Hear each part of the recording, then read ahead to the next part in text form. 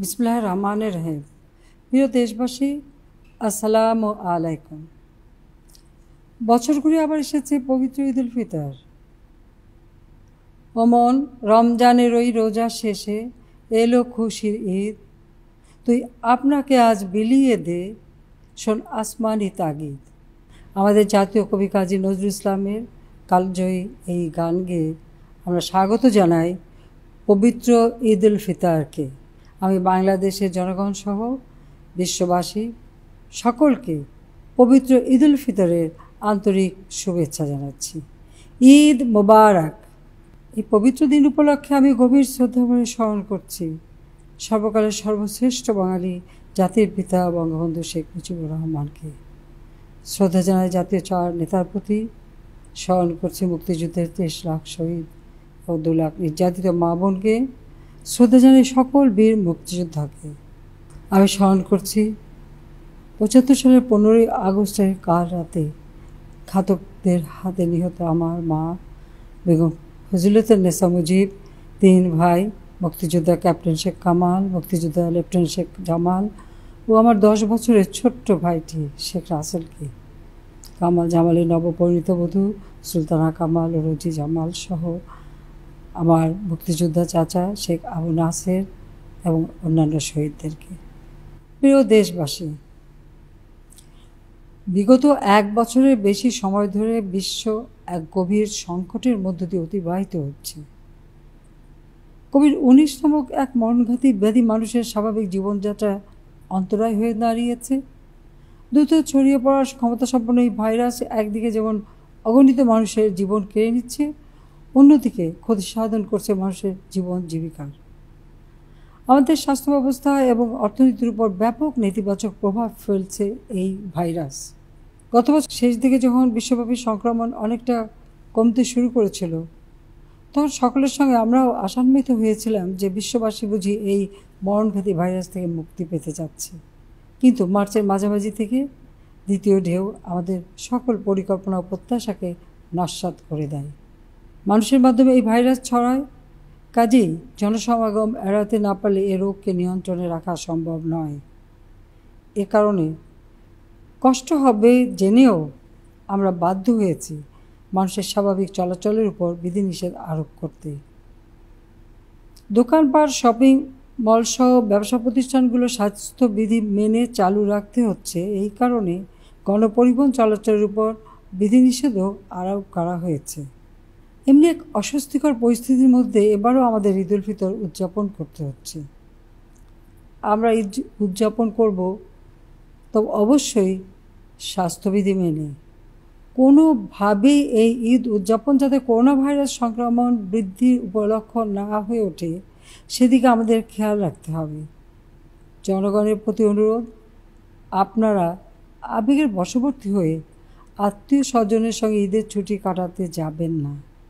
অনেকের কোনো বাহ্যিক লঙ্ঘন না থাকায় আপনি বুঝতে পারবেন না যে আপনার পাশের ব্যক্তিটি করোনা ভাইরাস বহন করছে। এর ফলে আপনি যেমন করোনা ভাইরাসের ঝুঁকিতে পড়বেন, তেমনি আপনার নিকটাত্মীয় বা পাড়া প্রতিবেশীকে ঝুঁকির মুখে ফেলবেন। মনে রাখবেন, সবার উপরে মানুষের জীবন। বেঁচে থাকলে আসছে বছর আবার আমরা আনন্দঘন পরিবেশে ঈদ উদযাপন করতে পারবো। এই ভাইরাসের বিস্তার প্রতিরোধে গত বছরের মতো এবছরও ঈদগাহ ময়দান ঈদের জামাত অনুষ্ঠানে নিষেধাজ্ঞা আরোপ করা হয়েছে। মসজিদে সামাজিক দূরত্ব বজায় রেখে এবং স্বাস্থ্যবিধি মেনে ঈদের নামাজ আদায় করতে হবে। আসুন আমরা সবাই যে যেখানে আছি সেখানে থেকেই ঈদের আনন্দ উপভোগ করি। বিত্তবান যারা আছেন বা যাদের সামর্থ্য আছে, তাদের প্রতি অনুরোধ, এই দুঃসময় আপনার দরিদ্র প্রতিবেশী, গ্রামবাসী বা এলাকাবাসীর পাশে দাঁড়ান। তাদের প্রতি সাহায্যের হাত বাড়িয়ে দিন। আপনার সাহায্য হয়তো একটা পরিবারের সদস্যদের মুখে হাসি ফোটাবে। দেখবেন তাদের হাসি মুখ আপনার হৃদয় মনকেও পরিপূর্ণ করে তুলবে ঈদের আনন্দে। মানুষ হিসেবে মানুষের পাশে দাঁড়ানোই সবচেয়ে বড় কর্তব্য। আমরা যেন এই কর্তব্য ভুলে না যাই। বাংলার কবি কামিনী রায় বলেছেন, আপনারে লয়ে বিব্রত রহিতে আসেনি কেহ অবনী পরে, সকলের তরে সকলে আমরা, প্রত্যেকে মোরা পরের তরে। প্রিয় দেশবাসী, ডাক্তার, নার্স, অন্যান্য স্বাস্থ্যকর্মী সহ কয়েকটি পেশার কর্মীগণ জীবনের ঝুঁকি নিয়ে সামনে থেকে কোভিড-19 রোগীদের সেবা দিয়ে যাচ্ছেন। আবার আইন শৃঙ্খলা বাহিনী, সশস্ত্র বাহিনীর সদস্যগণ সহ কেন্দ্রীয় ও মাঠ প্রশাসনের কর্মকর্তাবৃন্দ লকডাউন বা চলাচলের বিধিনিষেধ বলবৎ করতে মাঠে সক্রিয় ভূমিকা পালন করছেন। ত্রাণ সামগ্রী বিতরণ সহ সরকারের নানা কর্মসূচি বাস্তবায়ন করে যাচ্ছেন। সংবাদকর্মীগণ সংক্রমণের ঝুঁকি উপেক্ষা করে সংবাদ পরিবেশনের কাজ করে যাচ্ছেন।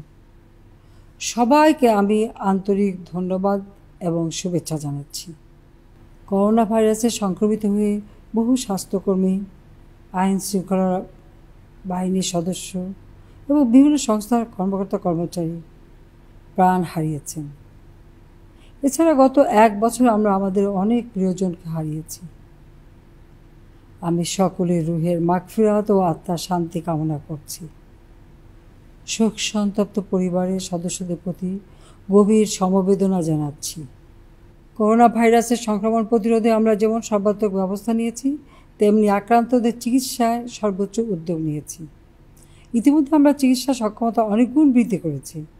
সরকারি হাসপাতালের পাশাপাশি বেসরকারি খাতের উল্লেখযোগ্য সংখ্যক হাসপাতালকেও আমরা করোনা ভাইরাস চিকিৎসায় সম্পৃক্ত করেছি। গত মাসে মহাখালী ডিএনসিসি মার্কেটে 2000 শয্যার কোভিড-19 হাসপাতাল স্থাপন করা হয়েছে। গত বছর মহামারী শুরু হওয়ার পর থেকে এ পর্যন্ত 6166 জন ডাক্তার, 5054 জন নার্স এবং প্রায় 4500 অন্যান্য স্বাস্থ্যকর্মী নিয়োগ দেওয়া হয়েছে।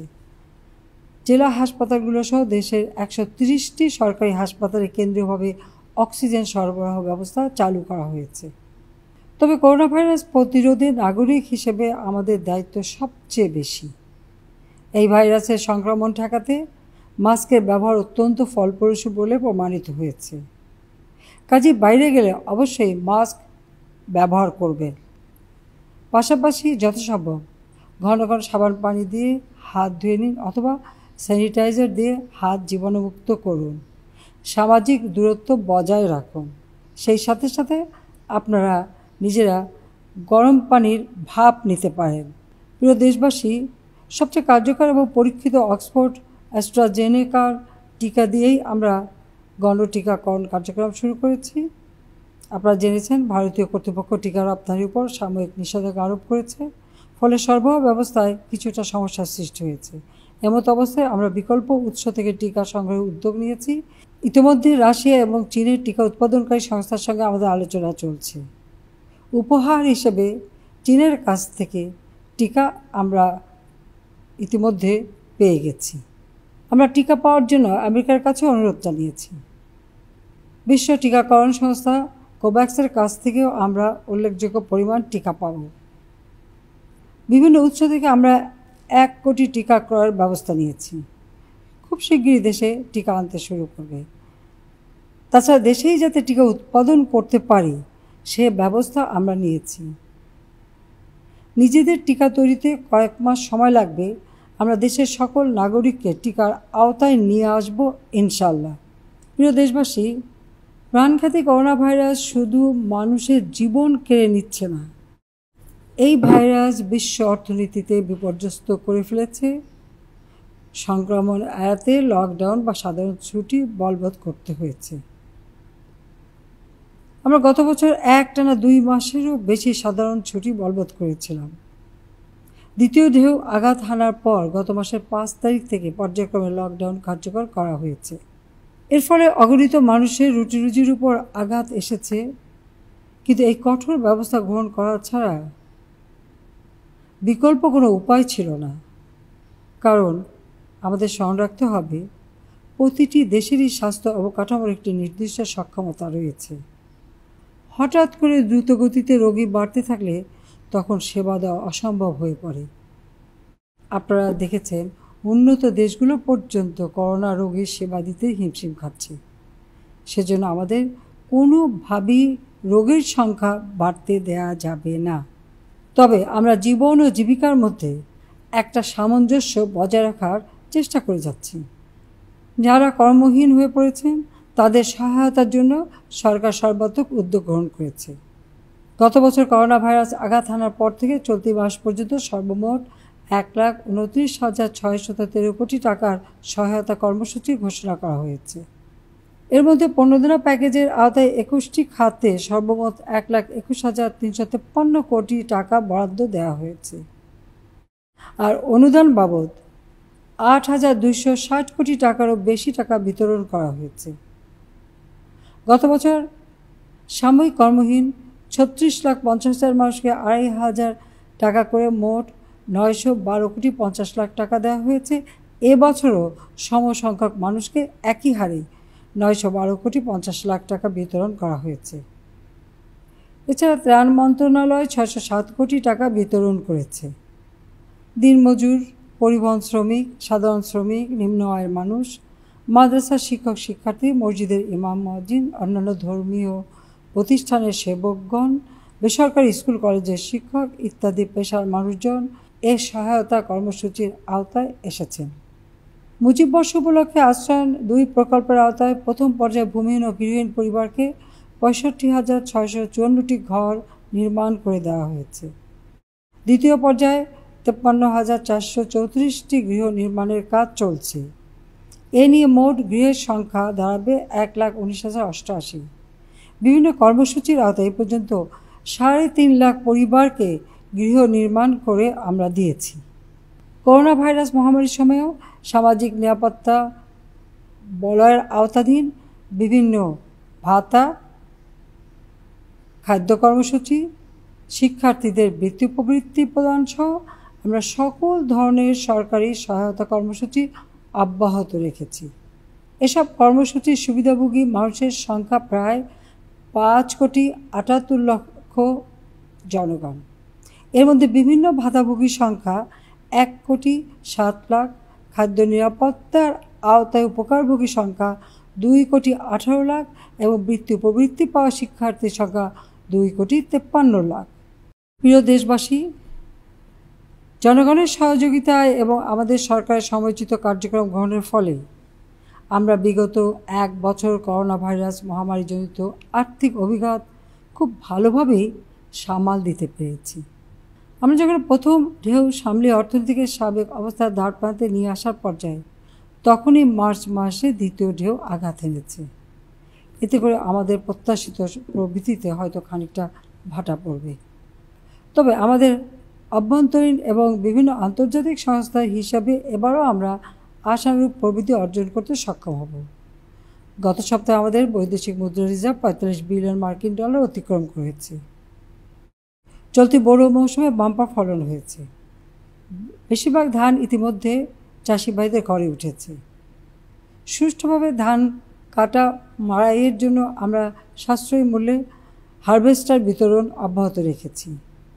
বাংলাদেশ আওয়ামী লীগ এবং বিভিন্ন সহযোগী সংগঠনের ছাত্রলীগ, কৃষক লীগ, যুবলীগ, স্বেচ্ছাসেবক লীগের নেতাকর্মীরা দেশের বিভিন্ন জায়গায় কৃষকদের ধান কাটতে সহায়তা করেছে।